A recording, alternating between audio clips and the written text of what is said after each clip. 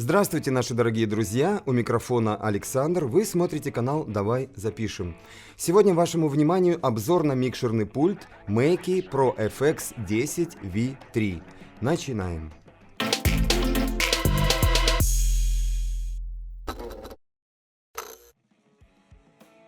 Первое, о чем хочется сказать, это то, что более ранняя версия этих пультов не имела в своей линейке 10-канального. Были 4, 8, 12, 16, 22 и даже 30 каналов. В третьей версии вместо 4 и 8-канальных появились 6 и 10-канальные. Теперь на любые случаи жизни из этих двух версий мы сможем подобрать себе оптимальный вариант. Но надо учитывать, что третья версия претерпела достаточно серьезные изменения. Вот на этом сейчас и остановимся и посмотрим на отличия между второй и третьей версией. Итак, первое. Два микрофонных входа теперь оснащены комбинированными разъемами и новыми предусилителями Onyx с разгоном до плюс 60 дБ, которые заменили собой прежние Vita. Hi-Z теперь на двух каналах, в то время как на второй версии он был один. Следующий момент. На первых двух каналах появился компрессор. С пульта исчезли ручки AUX. Видимо, посчитали, что эта опция здесь лишняя. Ну и самое бросающееся в глаза — это фейдеры-ползунки, которые в свежей модели были заменены на поворотные.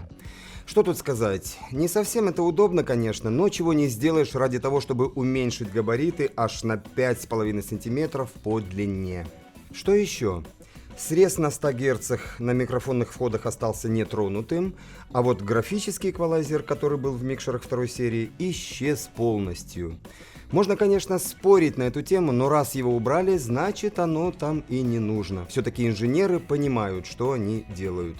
Дальше. Процессор эффектов. На смену RIDI FX с 16 пресетами пришел Gig FX с 24. И прямо сейчас я предлагаю вам послушать, как они работают. Да, и имейте в виду и не пугайтесь. Мониторятся эффекты в моно, но при этом записываются они в стерео. Первый эффект. Bright Room. Раз, два, три. Номер 2. Warm Lounge. Раз, два, три. Третий эффект. Small Stage. Раз, два, три. Четвертый. Warm Theater. Раз, два, три. Пятый эффект. Warm Hall. Раз, два, три. Шестой. Концертный холл. Раз, два, три. Номер 7. Cathedral. Раз, два, три. Восьмой эффект. Small Plate. Раз, два, три. Девятый номер. Large Plate. Раз, два, три. Хорус 1 под 10 номером. Раз, два, три. Хорус 2, номер 11. Раз, два, три.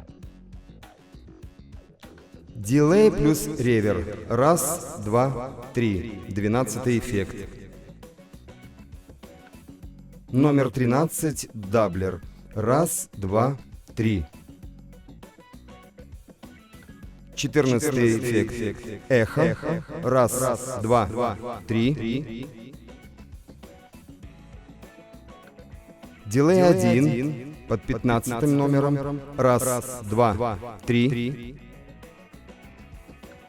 Номер 16. Дилей 2. Раз, два, три. Третий дилей 17 номер. Раз, два, три.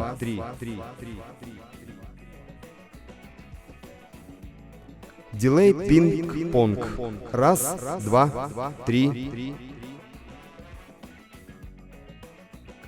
Overdrive Distortion. Раз, два, три. Spring Rever номер 20. Раз, два, три.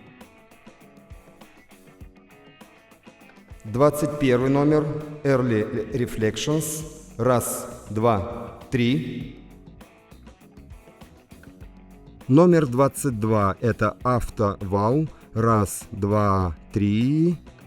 Фленджер под 23 номером. Раз, два, три. И, наконец Slapback Reverb. Раз, два, три, четыре, пять. Ну что ж, совершенно вменяемый набор. Единственное, чего, на мой взгляд, не хватило и в старой, и в новой версии, это кнопочки Tap, которая позволяла бы выставить дилей в нужном нам темпе. Ну да ладно, не такой это и большой страх. Ну и раз мы уже начали слушать, давайте по традиции услышим работу эквалайзера и компрессора.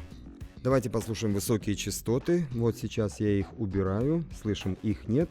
И потихонечку выводим на максимальный уровень. Раз, два, три, четыре, пять. Хорошо, услышали. Середина. Убираю ее полностью. Раз, два, три, четыре, пять. И теперь середину вывожу на максимальный уровень. Вот такая она здесь яркая. Ну и, наконец, низкие частоты. Сейчас их полностью нет. И потихоньку низкие частоты на максимум. Вот появилось такое нереальное мясо. Ну и компрессор. Раз, два, три, четыре, пять. Раз, два, три, четыре, пять. Раз, два, три, четыре, пять. Хорошо, услышали, все работает. Что еще хотелось бы отметить? На пультах третьей серии появилась возможность подключать мобильные устройства и всевозможные плееры. Исчезли небалансные Tape-in и Tape-out. И еще одно заметное изменение – это общий выход, который с заднего торца перенесли на верхнюю панель. Вот вроде бы и все, но подобрались мы к самому главному. Это зашитый внутрь USB аудиоинтерфейс 2х4 с возможностью записи с разрешением 24192. Ну, может быть, мало кого сейчас этим удивишь, но нам обещают, что этот вариант является полноценной звуковой картой. То есть на записи мы должны будем иметь прямой мониторинг сигнала без задержки и, собственно, слышать минус, на который мы записываемся. Рассказываю все по порядку. Для начала скачиваем Mackie ASIO драйвер на сайте производителя, затем подключаемся к компьютеру и активируем этот драйвер в рабочей станции. Все готово. Запускаем минус, и он у нас звучит, например, в наушниках без каких-либо проблем, а его громкость регулируем ручкой громкости наушников. Дальше подключаем микрофон. И чтобы себя слышать, достаточно повернуть ручку Gain на нужную нам величину.